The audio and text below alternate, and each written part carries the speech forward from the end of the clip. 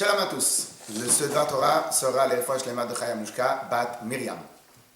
Question. Est-ce que vous savez pourquoi nous prenons 4 coupes de vin le soir du Seder? La réponse est la suivante. Il y a marqué, David Amelal dit, Kos Yeshuot Essa. Un verre de Yeshuot, de délivrance, et ça, je vais lever. Lorsque Akadosh Baruch Hu, comme ça David Amelech va nous dire, lorsque Akadosh Baruch Hu nous fait un miracle, il nous délivre, nous libère, ou nous fait quelque chose de très bien, à ce moment-là, on lève un verre de l'Echaïm, de vin, et on fait l'Echaïm, merci à Akadosh Baruch Hu de nous avoir délivrés. Et c'est pour cela, donc, nous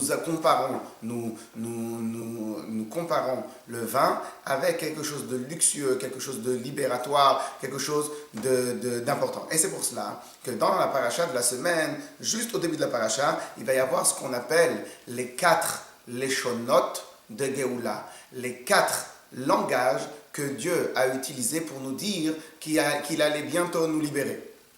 Le pasouk Vav, le 6e pasouk du chapitre Vav de Shemot. Il nous dit comme ça.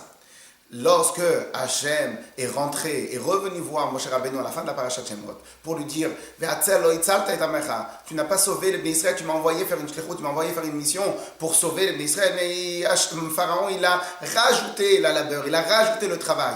Hachem lui dit ne t'inquiète pas, à t'attirer, tu vas voir ce que je vais faire aux oppresseurs de Bnei Israël.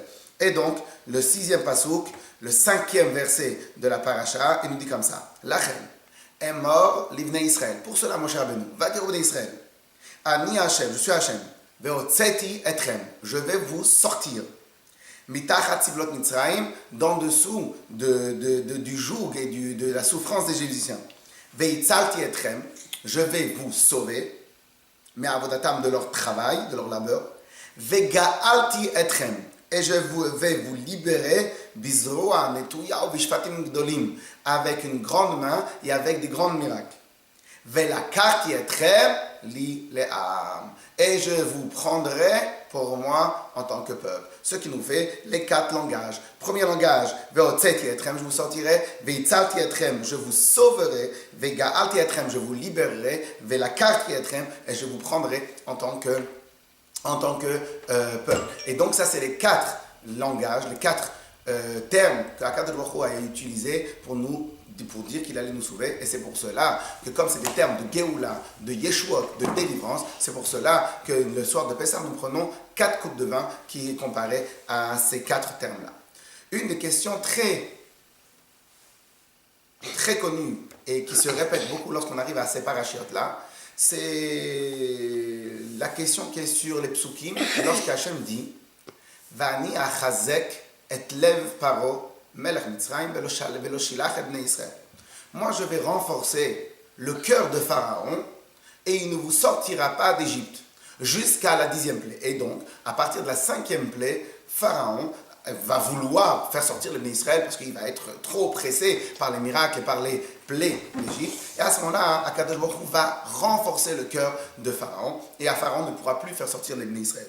Et donc la question qui va être, c'est quand même un peu dur. Cela veut dire que Pharaon, une fois qu'il a fait tchouva, une fois qu'il a compris qu'il n'était plus aussi fort qu'il le pensait, puisque les pharaons de l'époque pensaient qu'ils étaient des créatures divines, en tout cas c'est ce qu'ils faisaient penser aux autres.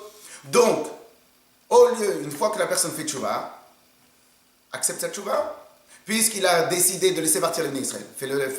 Laisse-les partir, laisse-le faire ce qu'il a décidé. Et nous voyons qu'Akadosh Baruch Hu ne fait pas ça. Et moi je vais renforcer le cœur de Pharaon. Il lui enlève, en quelque sorte, son libre arbitre. Plusieurs réponses ont été données concernant cette question-là. Et une des réponses, c'est oui, c'est ça la punition des Rechaïm. La punition des Rechaïm, c'est que pendant un certain temps, ils vont répéter leurs bêtises, leurs méfaits. Et le jour où ils vont vouloir faire tchouva, Akadosh Baruch Hu il va leur dire, quand j'ai voulu moi t'accueillir, quand je voulais moi que tu fasses tchouva, tu t'es endurci quand même ton cœur. Maintenant c'est à mon tour de t'endurcir ton cœur. Cependant, cette réponse, elle reste un peu compliquée concernant le libre arbitre. On nous enlève le libre arbitre. Pour cela, la meilleure réponse a priori, ça va être la suivante. Lorsqu'Hachem il enlève Vani achazek et lev paro, je vais renforcer le cœur de Pharaon, c'est tout le contraire. Ce n'est pas pour lui enlever son libre arbitre C'est pour lui rendre son libre arbitre. Lorsque quelqu'un va recevoir, Dieu préserve, des coups sans arrêt, à un certain moment, il va être fatigué. À un certain moment, il va être épuisé. Il va abandonner sa direction de base. Pourquoi? Il n'a plus de force. Quand quelqu'un n'a plus de force, il ne sait plus faire la différence entre quelque chose de bon, quelque chose de mal. Il ne sait plus faire la différence. Son cerveau, sa tête, son cœur n'est plus assez fort pour prendre la décision qu'il aurait voulu prendre. Hachem va lui dire, non, moi j'enlève le libre arbitre à personne.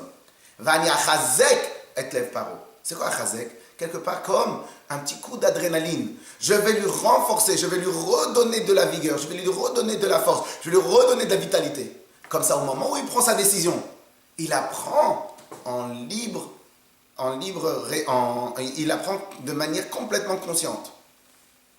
Et ça, c'est une des explications que nous donnons concernant Bani Achazek et Tefaro. Et c'est pour cela qu'en vérité, Akadosh Baruch Hu, il enlève une des règles, en vérité, on ne va pas dire une des règles, ça va faire partie de la constitution, qu'Akadosh Baruch Hu donne le libre arbitre à chacun, peu importe qui il est, peu importe quel niveau il est. Et chacun a la possibilité de devenir le plus grand tzaddik, ou chacun a la possibilité de devenir ce qu'il désire devenir. Shabbat, shalom à tous.